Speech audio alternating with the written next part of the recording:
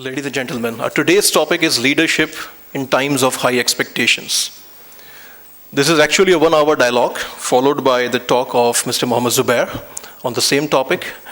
Today's moderator and the chair is my friend Michael Foley, the EVP Telenor Group and CEO Telenor Pakistan and CEO Designate Telenor Bulgaria. I will hand over the mic to Michael Foley. Good evening, ladies and gentlemen. And I'm going to get right into the business at hand today. You know, our world today is rocked by many changes. Some geopolitical, some local, some personal. All of you here up front with me are key influencers in the areas of politics, geopolitics, technology, education, and other areas. All of you up here are catalysts, managers, or communicators of change. You're leaders, all of you. Now, Amer, you play a material role in the development of a great educational institution. Rainer, you're remaking a major mobile operator. Jeffrey, you're governing an industry transforming and quite problematic for me industry merger. Dan, you're reshaping the flagship national carrier. Bruno, Nestle is a global brand that is changing the face of agri-food in Pakistan. Jonathan, you speak often for US policies and actions, and the impact of the US around the world is incontestable. And I'm sure Pakistan is interesting for you from that point of view. Dr. Musadik, you speak for the steward of change in Pakistan, the Prime Minister. All of you play leadership roles in a time of very profound change in Pakistan. So the recent changes are significant, and it is indeed a time of high expectation. Expectations for good governance, for increases in the standard of living, the expectation for good jobs, a living wage, and sustainable, equitable growth. For those of us in industry, our employees look to us, to leaders, for opportunity, stability, change, and growth. For those in other industries or other sectors, you have similar responsibilities. So starting very democratically from my left, in 3 or 4 minutes each, how do you see the expectations of your specific constituency, and how do you personally lead? Okay, thank you very much. Assalamu alaikum wa rahmatullahi wa barakatuh. So allow me to talk about the story of Nestle. So it's actually a story that started back in 1866 in a small village in Switzerland, when our founder, Henri Nestle, invented a product made of milk and cereals that saved the life of a neighbor's child because the mother could not adequately provide breast milk to the child. 150 years further, we are now a company that is still focused on nutrition, health, and wellness. And you can imagine that over the course of these 150 years, Nestle has had to adapt and show capabilities to adapt to an ever-changing environment. And throughout all of this, it's been our business principles and our core values that have guided us, and that we always know what to do, and these principles are something that every leader in Nestle upholds. What is also unique in Nestle is our commitment to a concept that we call creating shared value. What it means is basically that, of course, we need to create value to give back to our shareholders, but at the same time, it's important that we as a company also create value for the communities in which we live and society at large. And so in this creating shared value, there are 3 focus areas for Nestle that are all very relevant here in Pakistan. The first one being, of course, nutrition. And I'm sure you're familiar with the malnutrition figures, the stunting figures that we are facing here in Pakistan. So obviously, that is a very important area. The second area that we're focusing on is water. And again, I think water scarcity is something that's very, very critical and very relevant in Pakistan. And the third area that we focus on is rural development. Obviously, the well-being of our farmers and the communities is very important, an inherent element in the success, long-term success of a company like Nestle. So let me just finalize by giving a concrete illustration of creating shared value by Nestle here in Pakistan. And that is a program that we call Nestle Healthy Kids. And with this initiative, together with teachers in 70 schools, we are reaching 85,000 children. And we educate those children about what is good nutrition, good hygiene, and the need for adequate physical activity. So in a way, we're promoting a healthy lifestyle and healthy diet, which is creating shared value and at the same time one step towards the promise of Nestle worldwide, good food, good life. So that is in a summary what we are doing. Thank you, Bruno. Jeffrey. Assalamu alaikum, everyone. It's a great honor to be here today to share some of the perspectives about leading in challenging times. Certainly, if I look around the panel here, we've all had the honor of working across different geographies, latitudes, longitudes, and as a result of that, I think that we all have had an ability to compare. Whoa. And I thought I was good before. We've had an ability to compare and contrast and know what good looks like. And I think certainly in our industry, the telecommunications, 5 players, maybe one of these days 4, Michael. Lowest data prices, lowest voice prices, highest taxes. It's challenging in any event, and I have Russian shareholders. But simply it gets down to providing the team with a sense of purpose and a sense of direction. That is simply what leadership is about in challenging or easier times. And I base that on 5 philosophies or principles, whatever you might call them. The first is clarity. Strategic clarity about what we're going to be doing, and maybe more importantly at times, what we're not going to be doing. Operational KPIs, which are the ones that we really need to focus on? What are the financial KPIs that we provide clarity across our organization so that everybody knows what it is that we're trying to achieve? Projects, what are the clear projects that we want to allocate resources to? What are the ones that maybe we should put aside? The second, and a very important, was an engagement. Once you have clarity about strategically, operationally, financially what you want to do, then you need to engage. You need to be visible. You need to be out there listening and learning.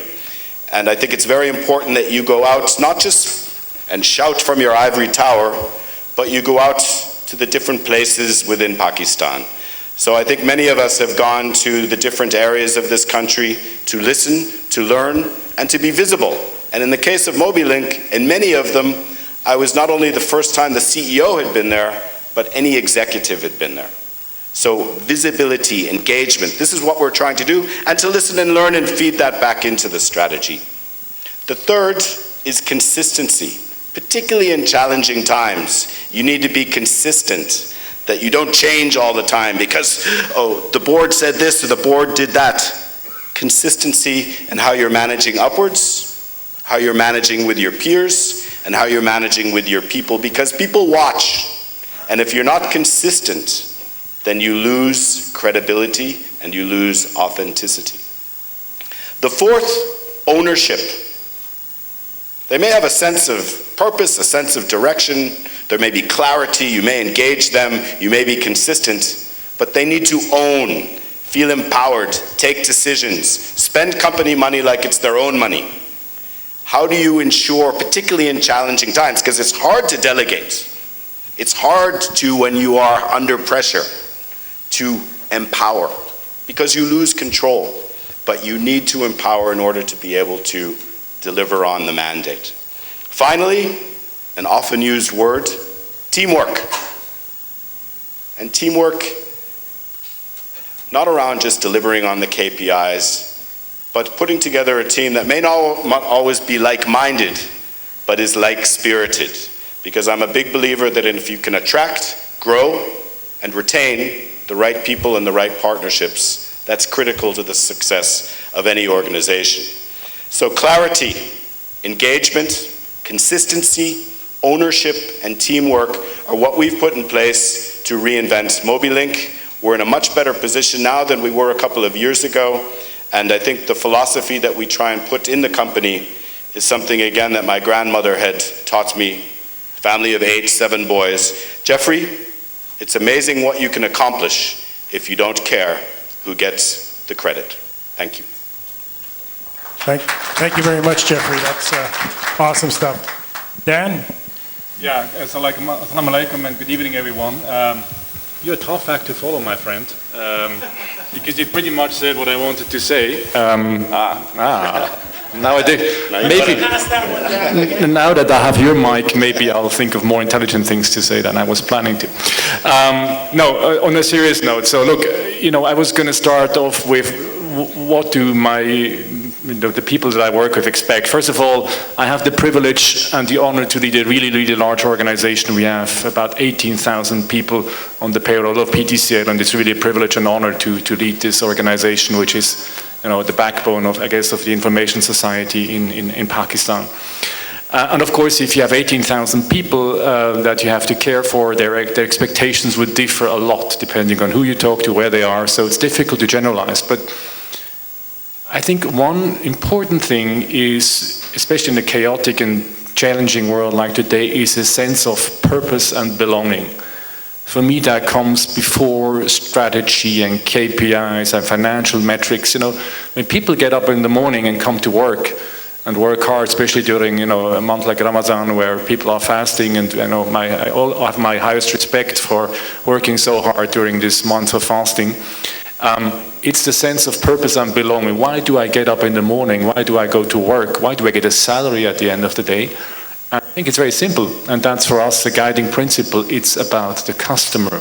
The customer. It's the people that use our services, pay our bills, that eventually pay our salaries. And I always like to remind my colleagues, even if you work in finance or HR or internal audit or wherever, at the end of the day, do not forget, it's the customers that we get up for in the morning, that we work hard every day, and that eventually pay our salaries. So I think that's a very important point. In terms of further expectations, of course, it's what Jeffrey mentioned, the clarity, and clarity comes from not just saying what you do, but more importantly, and you made that point, Jeffrey, about what you will not do. Because in an industry like ours, where there's a new thing every day, and vendors come to you and want to sell you 5G and 6G and 7G and 8G and 9G and 10G, I wonder whether it stops, where the G's eventually stop. It's very easy to get distracted and jump after the next new thing. No. I think we have to deliver on the very basics first and foremost, and we have to earn the right then to do the new things thereafter. And when I look at PTCL in particular, and I will be no surprise to you that I say that, we have ways to go on improving the basic quality of service that we provide to all of you and to all the people in Pakistan. And that's my, first and foremost obsession as the CEO of this company, to improve the quality of service that we deliver to all the customers. Now, in terms of how do I lead? I think authenticity is an important element of how I lead and how I try to motivate my team. Because, if you say one thing and then you go back to your office and you do something different, people watch you, especially as the CEO. You're always in the spotlight. Did he scratch now his one ear or his other ear? And what does that mean? Should I read something deeper into that? So it's being authentic, clear, consistent, walk the talk, and be predictable. I think people, especially in a turbulent world, like and appreciate predictability and clarity. So I think that's really, really important. And then lastly, as Jeffrey also mentioned, it's about being visible, not just writing emails. It's very easy to hide in your corner office as a CEO and write lots of emails and send edicts to the far corners of Pakistan. No, that's not how I like to lead. I like to go out. In the first 2 months that I was here, I visited 6 cities. My colleague said, you're really courageous. I said, no, that's part of my job. I need to go out. I need to meet people. And they said, be careful when you meet the lower level employees. I said, what is this? I don't know lower level employees. I only know employees, no matter whether they are top level employees at the top or whether they are in the field, they're all the same. And that's how I like to treat people, no matter, where they went to school, how much they earn, how clever they are. At the end of the day, all we work towards one goal, which is to serve our customers better. And that's my philosophy. Thank you. Thank you so very much. Dr. Musadik? I honestly don't know where to begin. I think when you began with the topic of high expectations, I started to ask myself, what expectations? 70 years into the game, and I speak slightly from the slant, the political slant. 70 years into the game, and we have 100 million people who don't have safe drinking water. So what expectation? We have about 80 to 90 million people who are functionally illiterate, cannot read, write, or count. So what expectation? We push the button and we don't get electricity. What expectation?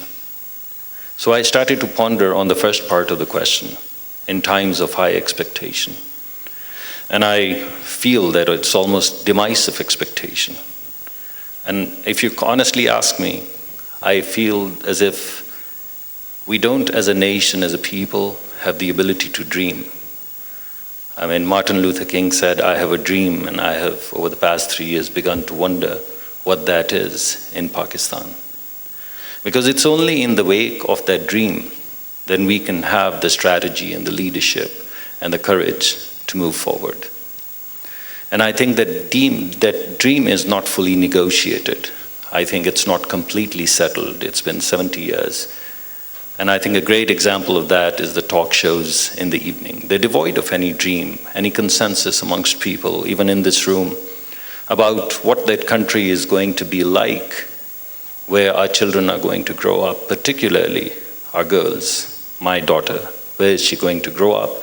What will be the contours of the country in which she would grow up and be an independent person and walk around with integrity without anyone telling her what to do, how to do it, etc., etc.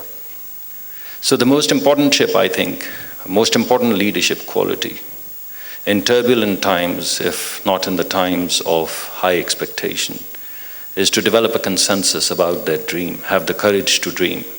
Imagine a country where children would go to school like all other countries and walk out with education.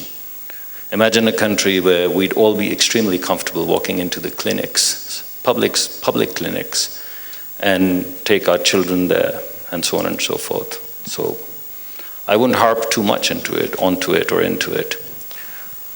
I think the second most important thing, beyond that ability to dream, which I think is the most important leadership quality, is basically to have the courage to explore the art of possibilities. I mean, how many of you sitting here have seen Star Trek?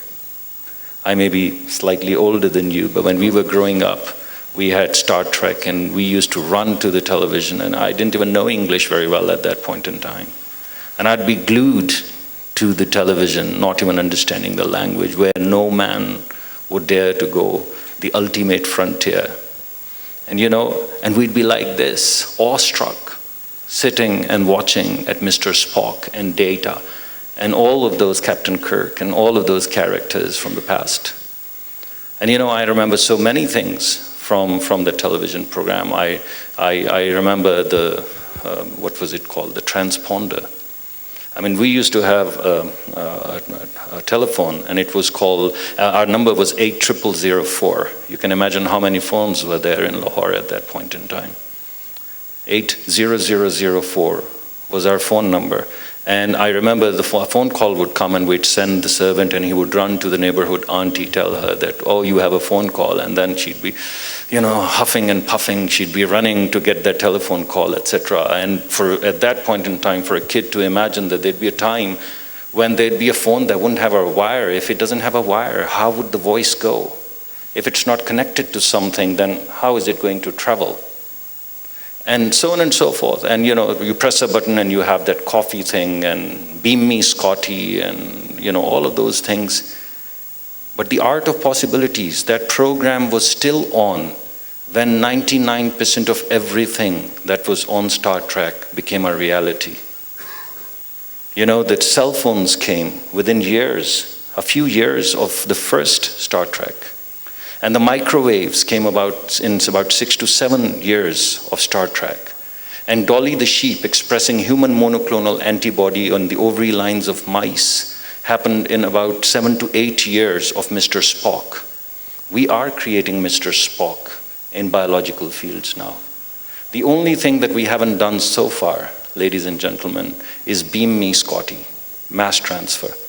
An enormous research is going into this mass transfer thing.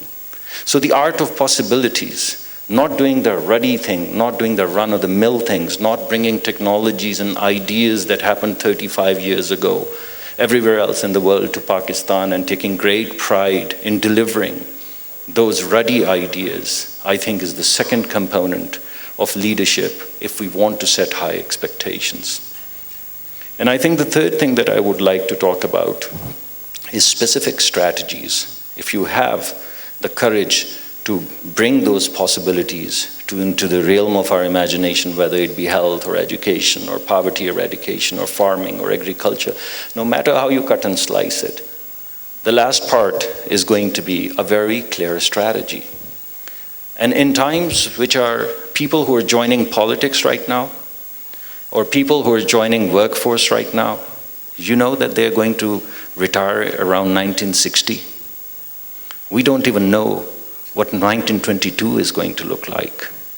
So unless in our strategies we embrace uncertainty, and our leaders and the leadership, the key leadership role is to have those diverse and discrete and disparate scenarios in your mind for the future in which you're going to implement your strategy. Unless you have that capability, you cannot be a leader in uncertain times, and you cannot certainly be a leader in times of high expectation. You'll have to check me. I think I'm taking too much time. May I conclude? Keep going. I'm fascinated by understanding how we can tie the dreams of Gene Roddenberry in the mid-1960s to the future of Pakistan, and I'm fascinated. Keep going. Now, please, I mean, you can stop me whenever you feel like I don't. So I think the third genre of qualities that a leader needs to have in Pakistan is the ability not to understand or predict uncertainties, but the ability to embrace uncertainties. And I think that's enormously, enormously essential.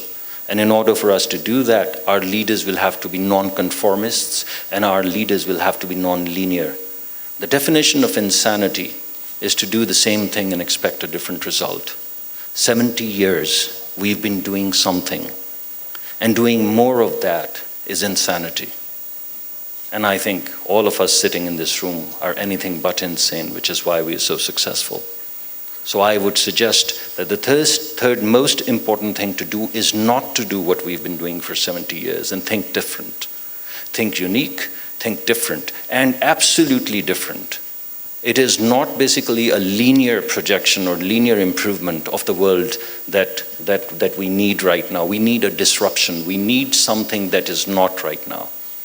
And I think we are all desirous of that, and I think that is an essential quality. I mean, just to try to come up with, I was frantically writing when you were speaking because you gave 1, 2, 3, 4.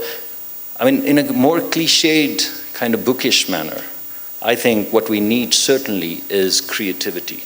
I think for high expectations, the most important thing is creativity. And if our leaders don't have creativity, our society doesn't have creativity, we wouldn't be able to move forward.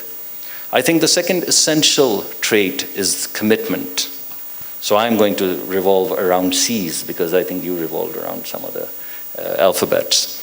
And if you put this creativity and commitment together, you cannot, in a complex society, in a complex political system, especially the kind of polarization that we see in today's world, it's impossible without communication and collaboration to move forward. And therefore, the most important thing is a bipartisan or tetrapartisan or multi-partisan agreement on how we are going to move forward and take this polarization out so that we can deploy our creativity and commitment through this collaboration. And collaboration cannot come forth without sincere communication. If we are able to do all of these things, we'd have contribution. Otherwise, it'd be cliched. We try to impress each other, the heck out of each other, or bomb the heck out of each other in the evening shows, and we wouldn't move forward at all. Our government is committed to eradicating poverty. We're committing to building the infrastructure in Pakistan. We think all of the elements that I have suggested today, we're moving in that direction. And that is possibly and probably why we get criticized. Thank you very much for your attention. So, do I take this one? Or? Yeah, Rainer, I think you're on next. It's a tough act to follow. This is great. Hello, I'm Rainer Rathgeber. I have the pleasure to work in this country now for 4 months. I'm very grateful for that. So thanks for being here. It's a big honor for me. If anyone had told me 5 years ago that I would happily work in Pakistan, I would probably have given a very sharp comment. But I will come in my leadership discussion to that point later. As my predecessors have said, basically most of what you can say on the basic patterns of leadership, I would like to refer to 3 examples to come to the point, how do you execute leadership? Because if you want to do it good, you need energy. You know, you need somehow to do what you do, and it will take out energy from you. There are 3 examples that at least impressed me in my life very much for what I try to do in my role. And the first one is Ernest Shackleton, who went with 28 people on a boat to the Antarctic in 1910 or something like that. And they got stuck in the ice, and the ship was broken by the ice, and they escaped from that, and they came back after 635 days in the ice. You had a telephone, you know, they didn't have anything. I can only recommend, there's a book about the leadership of Shackleton and how he maintained constantly a positive energy in his team. They had theater evenings on the boat while they were stuck in the ice. They did sports games. They had a good cook, very important thing I can tell you. And they never got into a fight with each other. So basically number 1 is when you look at this guy, he worked in team. He was heading off for a nearly impossible task. He found out that it was impossible, but they all together had the stamina to go through that. I think that's leadership. You know, you have to talk ahead for something. It may seem very difficult. Trust in your stamina and take your people with you. The second person that I find very impressive, if it's about leadership, is very well known. It's Nelson Mandela. Because he was sitting in a prison for decades, going out of that prison and still having such an immensely positive attitude towards people. He didn't become in any way bitter or whatever. I think if you want to be a leader, you have to have a positive charisma. You have to radiate positivity. And I think you have to love people.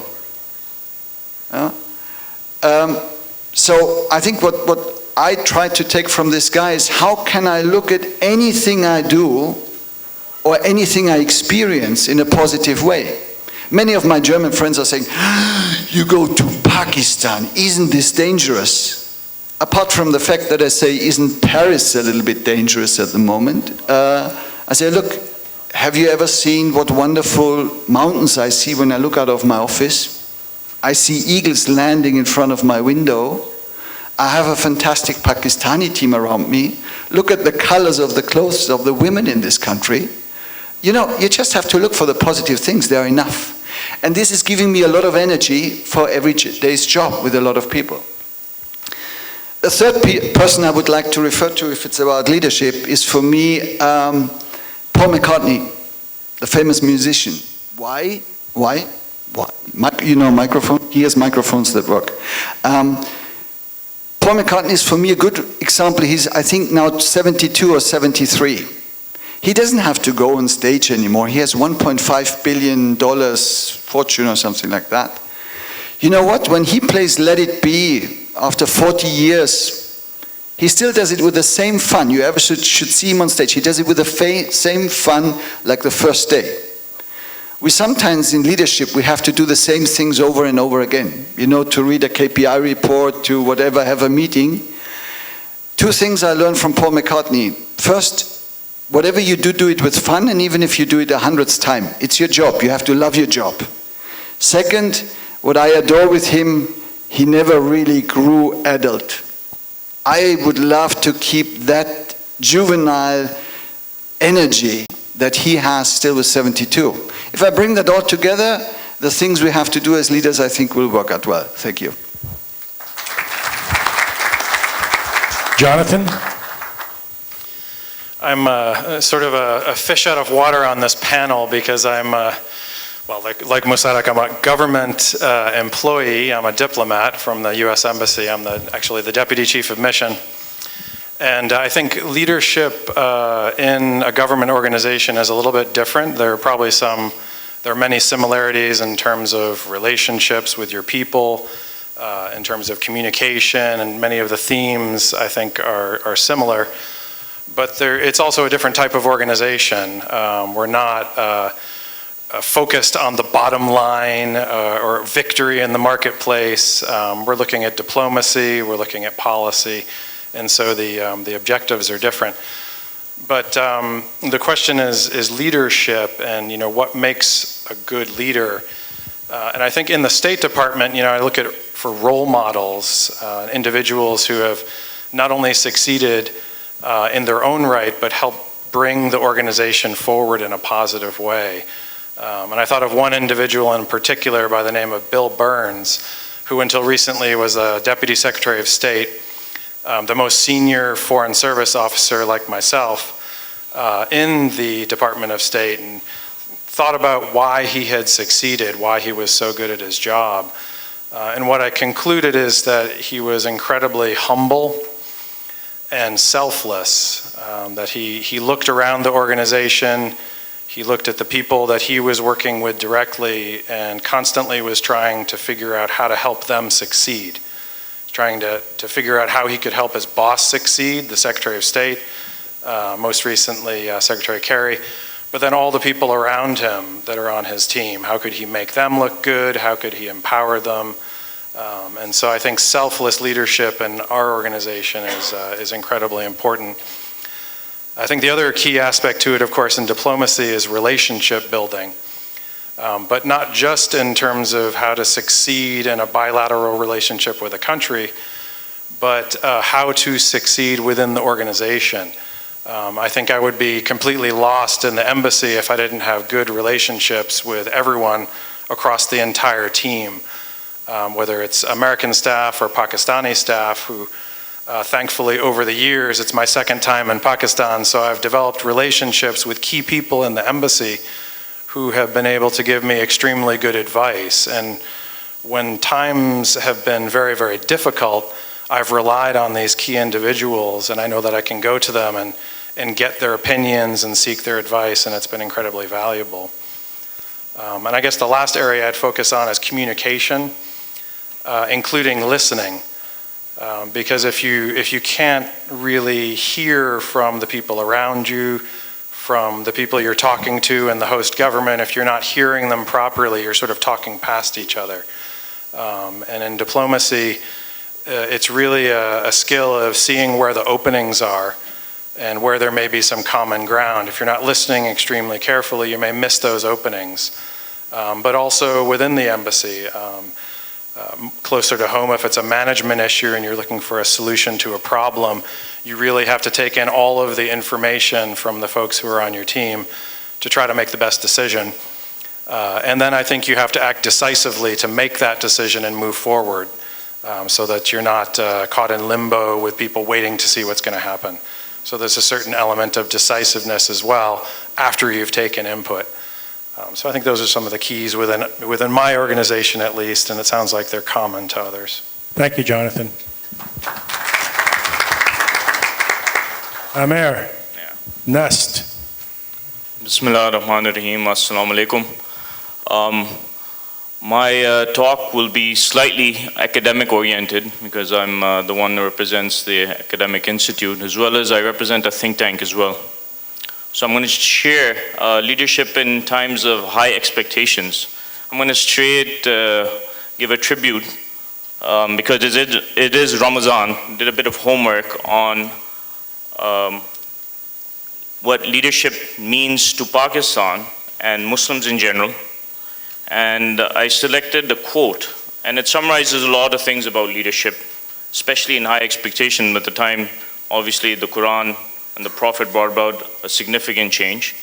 And it's a quote by Lamartine, Alfonso Lamartine, in 1854. A beautiful quote. He later on became the French foreign minister. He was an aristocrat. He was a very senior historian.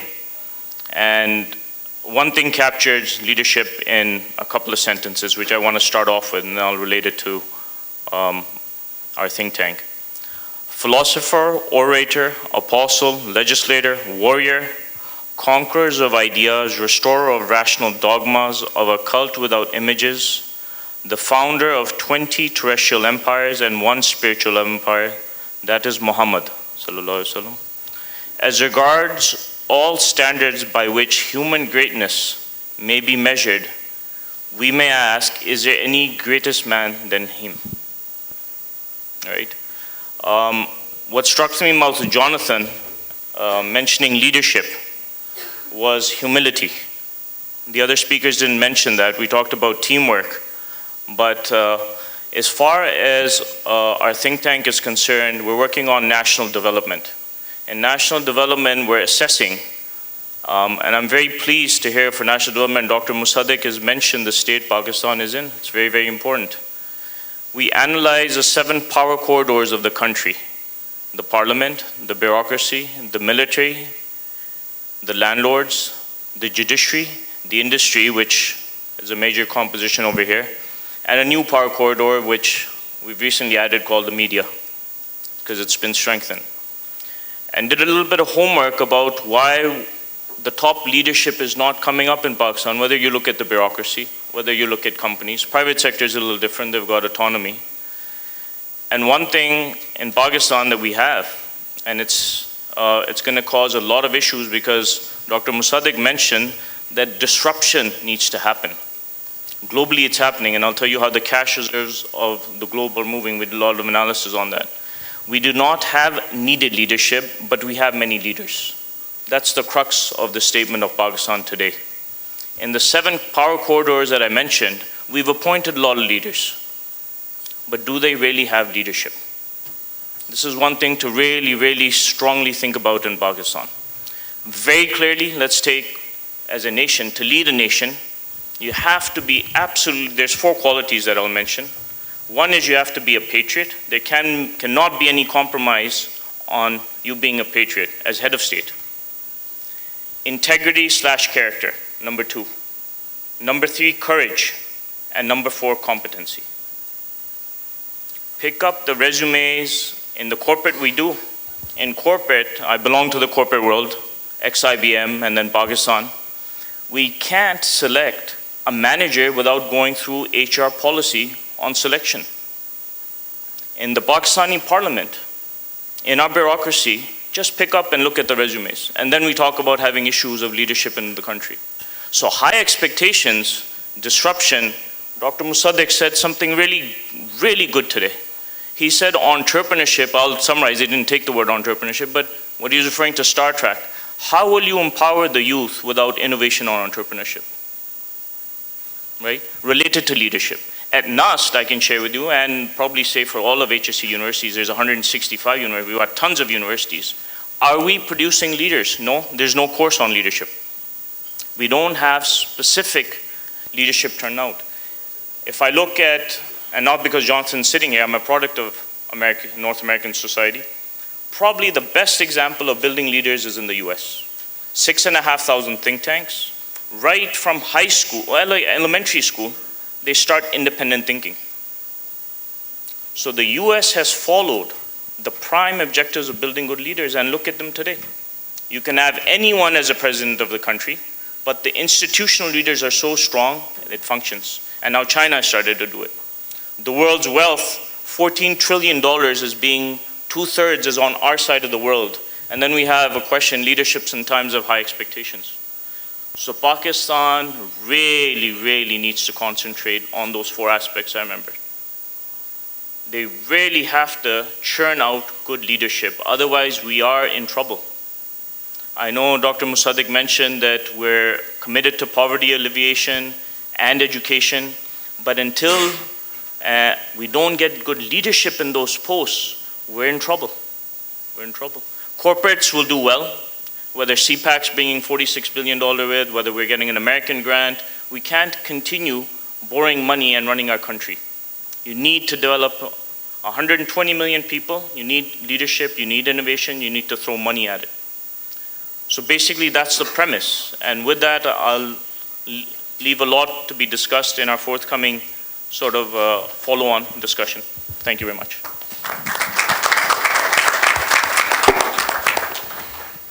I'm going to take a few minutes now and ask hopefully not too inconvenient questions of the panel. And listen, who am I going to start with? Jeffrey. Telenor. Jeffrey, how do you deal with the inevitable conflicts that arise in businesses, and how do you teach leaders to deal with the conflict between ethical issues and the demands for high performance?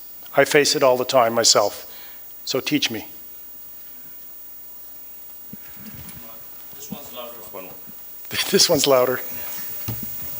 No, thank you, Michael. I think the last time I was sharing with Daniel last week, I was in this room. We actually had group compliance here, talking with my top team about the importance of ethics and building shareholder value. So while there is a perceived collision between being ethical and not driving shareholder value, there are a number of studies that suggest if you have an ethical organization, over time you will generate a lot more return for your shareholders than if you have an unethical organization.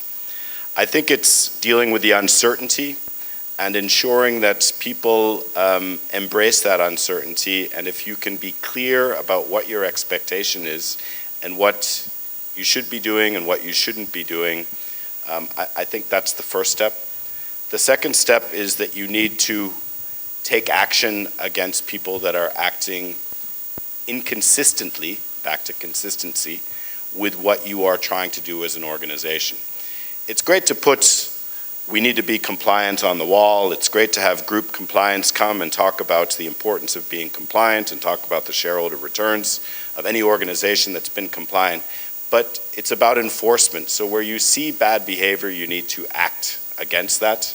You need to lead by example, and people that are inconsistent in dealing with those issues need to be dealt with in a very firm way.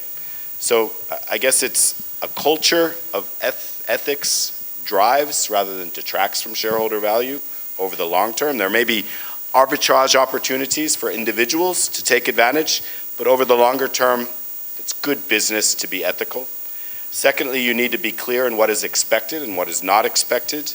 And when you see inconsistency in how people are performing within your organization, because everybody sees it, from the drivers to the people that are doing the finance, procurement, you need to act with haste and also act obviously with facts, but act and enforce that those that are not consistent with what we want to drive ethically will need to leave the organization. Thank you very much. Next question is, does anybody disagree with that, by the way? Does anybody have anything they want to add to that comment? Okay. Bruno, if leadership is a self-replicating system, how do you build new leaders? Thank you. I think that it's important that we obviously have great leadership now and in the future. So at Nestle we actually have what we call a leadership framework. It's based on 6 pillars that guide us quite specifically as to what a leader should be behaving like.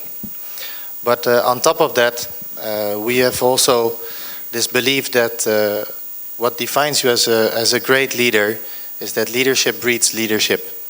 And to accelerate this process, we have also appointed a certain number of our leaders as certified coaches, and others are mentors. And so those are basically the leader breeders. Leader breeders. Okay. Let me see. Jonathan, what keeps you up at night? Other than the Republican race for... I can't make any comment on that. I didn't think you would either. There are a lot of things that keep me up at night. Before I came out to this particular assignment, the last time I was here, I think I had a much more fun job, which was the political counselor. Political counselor in the embassy is sort of in charge of giving really good advice to the ambassador and in charge of developing great relationships. And so I spent all my time developing relationships with Pakistanis, which was very rewarding to me personally. That's why I wanted to come back.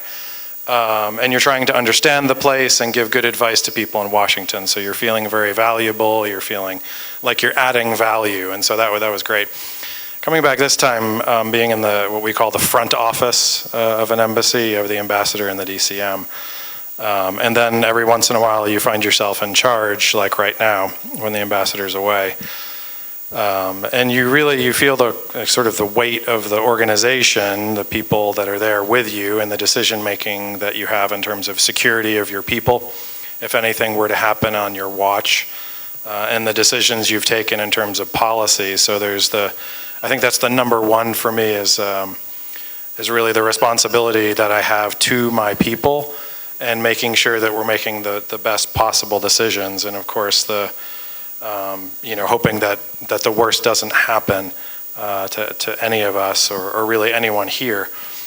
But then, of course, if there's any meteor strike in the bilateral relationship, you're the one there on the hot seat having to think it through and give advice and figure out what to do. So that certainly keeps me up as well. Thank you. One last question to the panel. And I'm going to ask Dr. Musadik, other than James Tiberius Kirk, who are the leaders you look up to?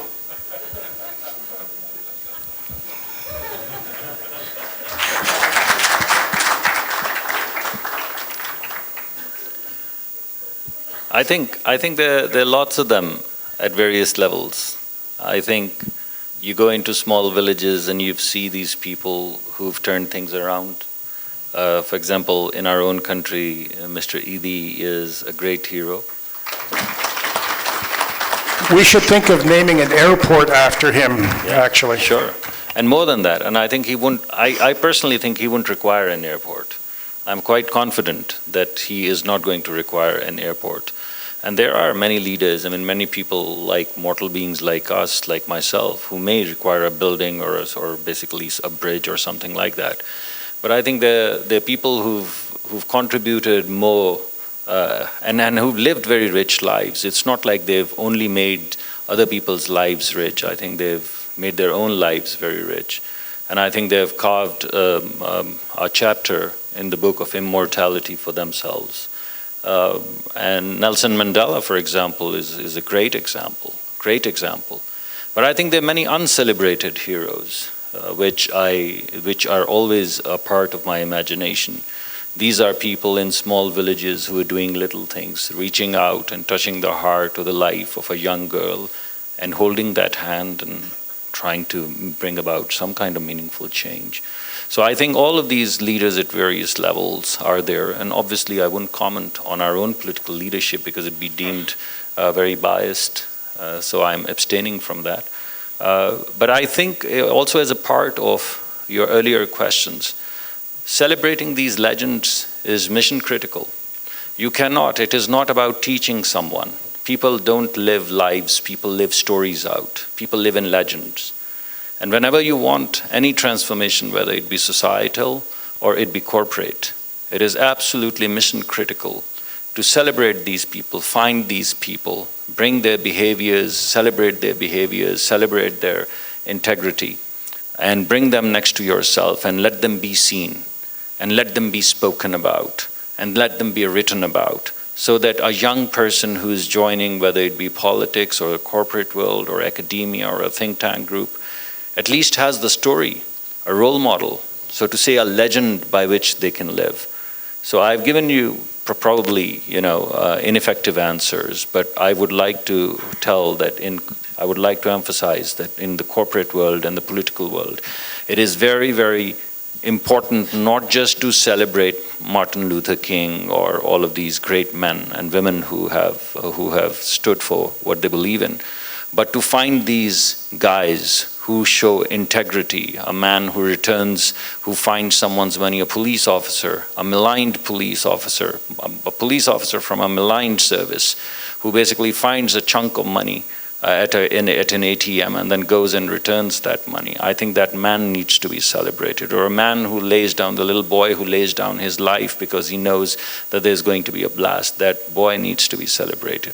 And I think these little things, unless we begin to celebrate, we would have the hero culture of the same big man driving a big SUV, everyone looking at, oh my God, if I could steal a little bit more money and be like him. And I think we need to kill this story.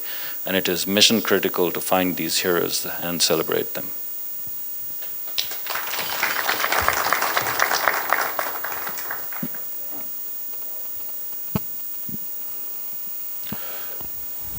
The house is open for the question and answers.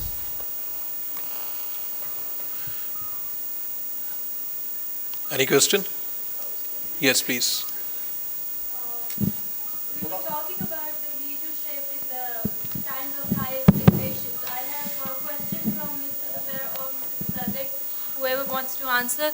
How about eliminating the political differences in the times of high expectations that we see in today's situation in the country?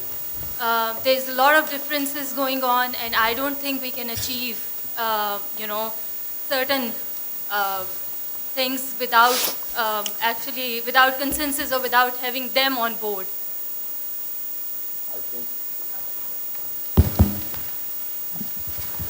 Hello. Yeah. Okay. I think this question for me is pretty simplistic in a sense that we are a functioning democracy. And when you're talking about a functioning democracy, there are different political parties with their own viewpoint. And so if you look around any part of the world, even the most advanced United States, if you follow the presidential elections, there is nothing in common between the candidates. And they'll fight to the bitter end, and that's what is expected, because their policies are different. Each political party has a different mandate, different objectives. At the end of the day, every political party wants to do best for Pakistan.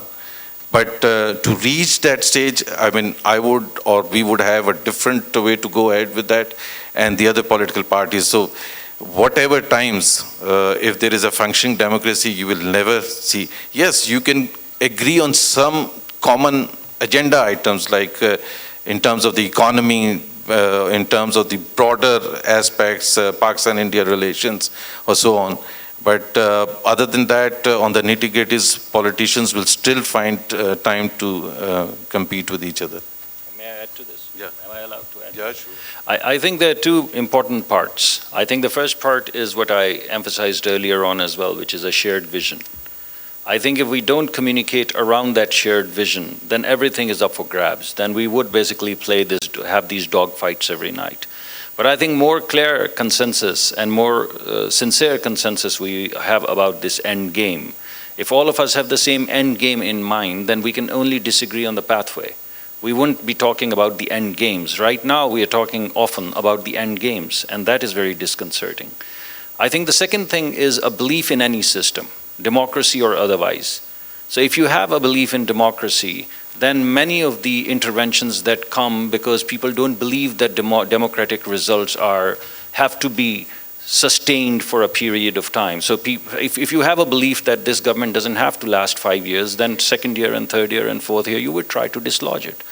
But if there is a consensus in the society that we are going to move forward in a democratic manner, and whatever people return, whether they be peasants, whether they be educated, whether they be elites, whether you like their CVs or not, if you have a belief that these are the people that people have elected and they should be given a fair chance, and then in 5 years we'd have the consensus again and people will vote people into the office. If we don't have that consensus, that vote is what is going to bring people into the office, then we will not have the consensus, because any opportunity that we see, any gap that we see in performance or delivery would be used to dislodge the government.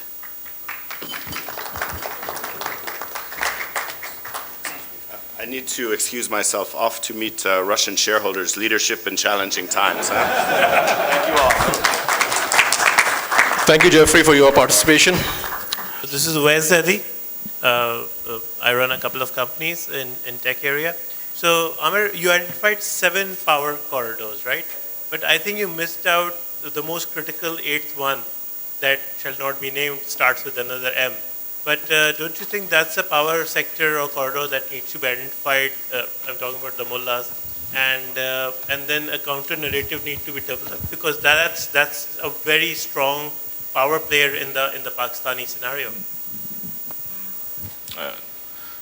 Good question. Yes, unfortunately, Pakistan.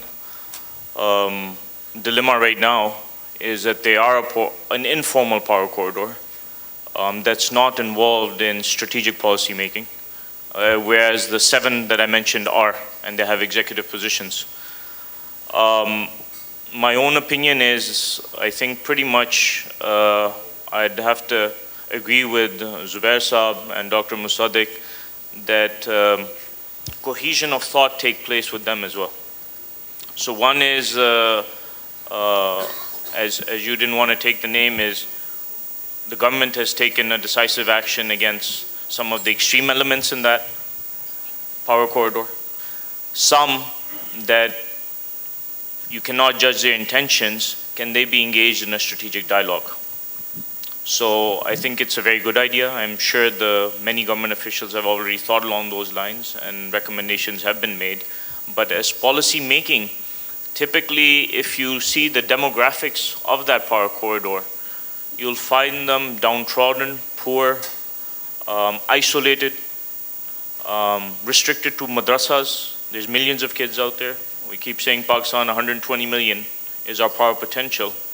What happens 10 years down the road when we don't invest in education? Poverty, Pakistan's water issues. So future is bright. But I like the name of this conference, High Expectations. The deliverable of democracy is first insaf, right? Justice, education, social welfare, health. So I think what Dr. Musadik said was very good, that on this, that all those late night debates he was referring to, and why can't the political parties and the other power corridors come together on that? My own answer today was we have a leadership issue. Right from Quaid-e-Azam's time, whether military or political, you have not produced good strategic leaders. US is an example, I have to compare it, because they're a very close friend, so is China. They've been able to institutionalize this. Just pick up the Fortune 500 and look at the CEO's resume. There's no doubt it's on merit. In fact, last one I picked up, Boeing, Raytheon, and many defense $50 billion above companies had women CEOs. I was really shocked because I read it regularly every year. And women have come up in the largest corporations. So that's a fair merit-based system. And we talk about Islam, and Islam is being implemented in the US. Unfortunately, Pakistan's a blind eye to it. So again, I absolutely agree with you. I think our government officials would be able to share more insight on it, but they are an informal power corridor. But again, I don't include them in the setup because they don't have budgets, they don't have executive power, they don't have seats, they don't move. They've got a Jamaat. But I mean, it's something that I think we can talk offline or you visit our think tank. Thank you.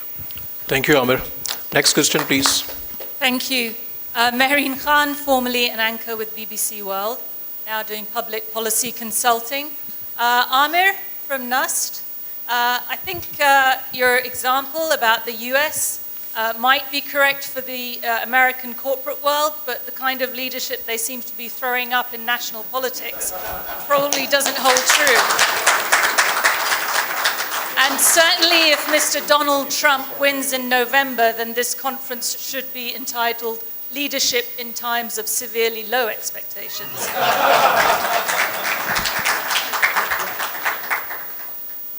Dr. Musadik Malik, I think it's interesting that you said that we shouldn't be introducing technologies into Pakistan which are 35 years old. I didn't know buses are new. Metro buses apparently are a new technology, are they? Mr. Michael Foley, thank you very much indeed. I think you've spoken the heart of the majority of Pakistanis when you've said that Mr. Eidi, really the least we can do is name a national airport after him. And Dr. Malik, yes, Mr. Eidi doesn't require a national airport. Of course he doesn't. He doesn't even require medical treatment. Brief question, please. He doesn't even require medical treatment abroad because he's a patriotic and proud Pakistani and he wishes to live like a citizen of Pakistan. And I think that's where my question comes in. How important is it for a leader to live like his citizens, to be able to empathize with the issues that ordinary citizens face every day, rather than living in wealth and comfort and luxury and have no idea what ordinary citizens go through? I'd like our corporate guests who are from abroad and currently in Pakistan to answer that because I found their answers the most illuminating. Any one of them. Thank you.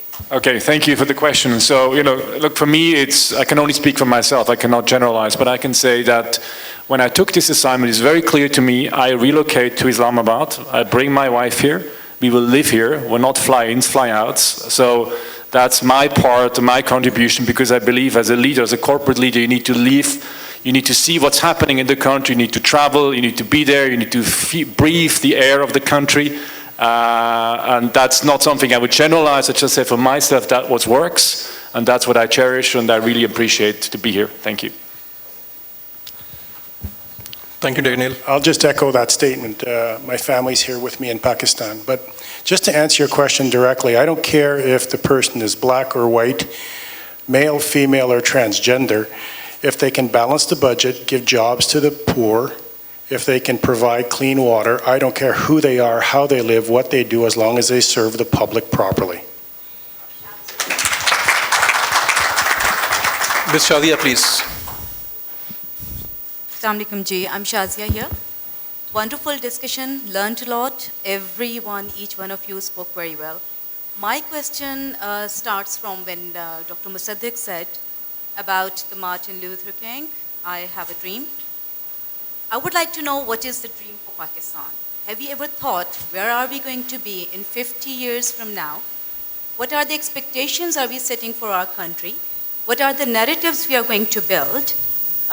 Because what I've seen, whenever something happens which is important, which is upsetting for us, there's a counter narrative which is coming in. But rather than depending upon the counter narrative, why can't we develop a strategic narrative for the years to come to start with? Because we need to set the high expectations first, and then we need to learn how to go about it. So any one of you can answer that. Thank you. Thank you very much. And your sarcasm, Marine, is very welcome. I personally, I would come to your part, but I would take the lead from what Marine said earlier. Look, I certainly believe that we need new technologies. I certainly we need to imagine and then brave out. Very certainly believe that. But when you're braving out, when you're creating solutions for the poor, that does not simply mean not having a bus or having a bus. Sometimes the creativity and innovation is in the business model. What appears as a bus to you is economic freedom for a woman. A woman who was living in Bhati Gate and had no option but to go and find livelihood within 2 square kilometers from where she was living, because there was no possibility for her to go anywhere. Now she gets up in the morning and she basically feeds her children and sends them to school. Then she goes and takes the escalator, the likes of which you and I take.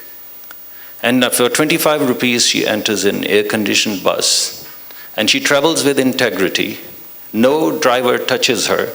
At no corner turn, the driver basically pushes the bus in a way so that all women fall on him, or all men can basically go around and fondle women.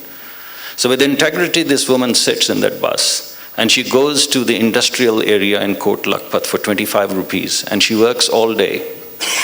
And at 5:30, 6 o'clock, when her shift is over, she takes the same 25 rupee bus, and she comes back to Bhati Gate. And she still has the time to cook and tell their children a lullaby or a story and tuck them into bed. So the genius was not in the bus. The genius was in this model.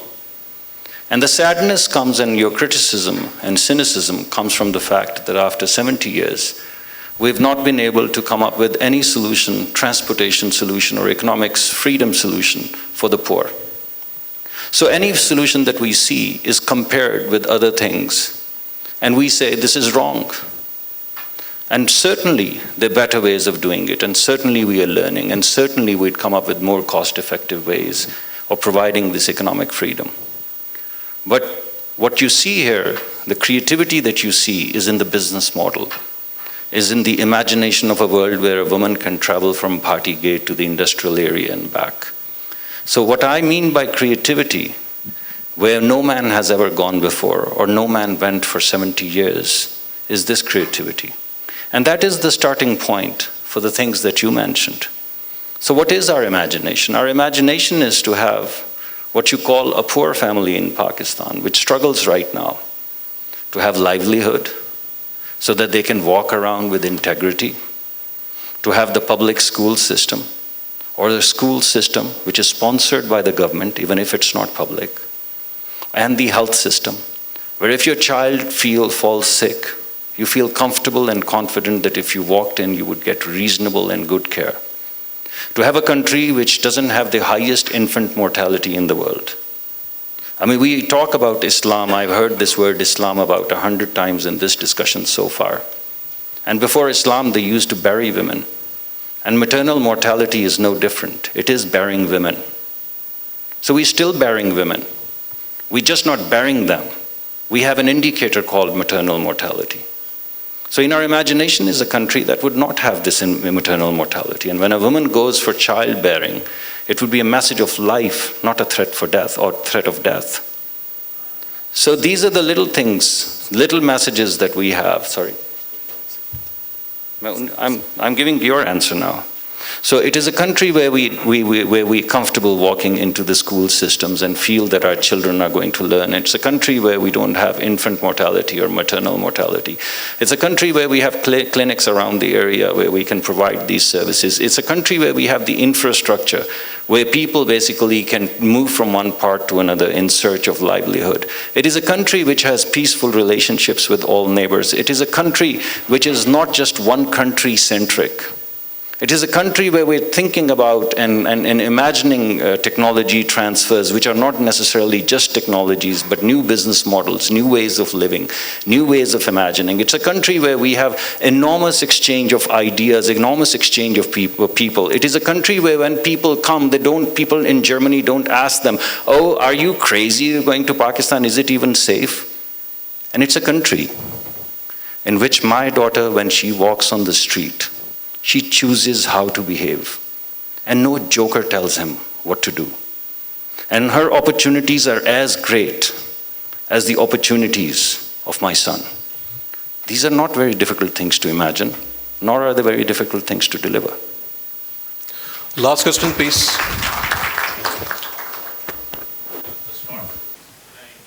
Okay. Okay. Can I have the question, or? Sorry, that was Shazia. One of the analysis we did come, without any blame game to anyone, is we mapped out the developing world in terms of think tanks and deep thinking. So let me give you some stats. China has surpassed 2,000 think tanks in the last 10 years when they only had below 100. And when you say what's the deliverable of a state, right now they've almost hit 600 million people out of poverty to the lower middle class and middle class. So no matter what we say about China, whether it's communist or dictatorship and all the allegations, they've pulled, since the late 70s to 2016, pulled 600 million people out of poverty to a middle class where they're getting those 4 deliverables of democracy: justice, education, healthcare, social welfare, right? Pakistan, we have 23 think tanks. Out of the 23, none are independent. The first time we've tried to start one in a university. So are the political flavored, intelligence flavored, corporate flavored? There's Pakistan Business Council. So therefore, our analysis, deep thinking, when you said what type of a country we wanted, do we want one Quaid-e-Azam wished for? Quaid-e-Azam had a vision for Pakistan, which is very much what Abraham Lincoln had, what Thomas Jefferson had, right? A good state with the civilians and the masses, and the question that someone asked, that the leaders should live like the citizens of the state. America is still a very good example. To the lady, I forgot her name, who said that US is in trouble, please look at the panel of the production of North American executives sitting in the Pakistani CEO seat. So look at our panel today. How many North American trained CEOs are sitting here? So institutions haven't broken down there. Pakistan is not doing deep thinking. We're not. You check anywhere, we don't know the population of our country. Let me just throw up. Yeah. Now the responsibility comes on the parliament. That will say, because they're responsible, they have the budget, they announce the budget, they implement the budget, they have the money. So that's the government's job. Last brief question and expecting the brief answer. Okay, Yes, quickly, one of the very critical characteristic of leadership that is not being discussed is execution. Even in high expectations time, execution is very, very important. Whatever you dream, if you're unable to translate it into the execution, it doesn't matter. So my question is basically either from Mr. Zubair or Mr. Musadik, that at this critical time for Pakistan, one of the very, very critical project going on is CPAC. And country and the people of Pakistan have high expectations in terms of its execution. So any update on it, that how do you guys see it, and for us it is very, very critical, and for the people of Pakistan its execution is very critical. So any comments on that? Absolutely. I think CPAC by far is the most important thing that has happened to Pakistan. The most critical thing was to conceive the thing, to have it on, not just about the fact that we have been talking about it for several years now, but I can share in terms of and that is also part of the execution, not just the actual projects, but the plan itself. Within the first month of the government coming into power, and we know traditionally, every time the chief executive takes over, he goes to Saudi Arabia. This is the tradition of every chief executive. The first time we broke that, the Prime Minister went to China. And that was for a purpose, just to give the focus on CPAC, to start the process of CPAC. And by June, the government came into power. By July, the ministerial committees were set up. And by August, the draft paper was ready. So I think with all the limitations that we have in terms of the execution of the actual projects, more or less they are on time, and I think if nothing goes too bad as far as Pakistan is concerned, something that is part of our history, if Pakistan remains unlike Pakistan has been in the past, I think we should be able to execute and implement all projects as per the time schedule. Yeah. I would quickly say that there are very serious complications and they're bureaucratic. And I think we need breakthrough performance improvement. And I think the way the government, the state, the government apparatus is run, it is very difficult to deliver in that apparatus. Very, very difficult. There are issues of competencies, but there are also issues of functions and processes. Unless we have the heart, and I think that is where what I said earlier, that unless we have the heart and the collective heart, which basically means that it's multi-partisan effort to reform the government, because you see, if you want to reform something in a breakthrough manner, breakthrough kind of performance improvement, if that's what you want to achieve, then you need to have the heart of taking failures and even celebrating failures. Now, if every single step of the way you're going to fear that if I fail, then I'm going to be taken down, or I'm going to be criticized, and I'm going to be ruined, then I think it's going to be very difficult to part ways from the traditional ways and come up with a total re-engineering of how the state works. And I think what we need right now is total, absolute re-engineering of the way the government apparatus and government functions work. And I think in order for us to do that, which would improve our performance, we may deliver these projects on time and on quality and on cost and on outcomes or whatever it is. But I think we can perform much better, significantly better, and we can have a quantum change in our performance. But in order for us, performance is functions.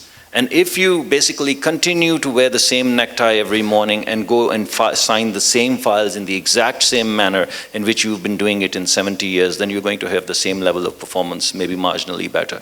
And what we need right now is a totally new way of thinking, and what we require for that is multi-partisan consensus on reform and transformation. Thank you.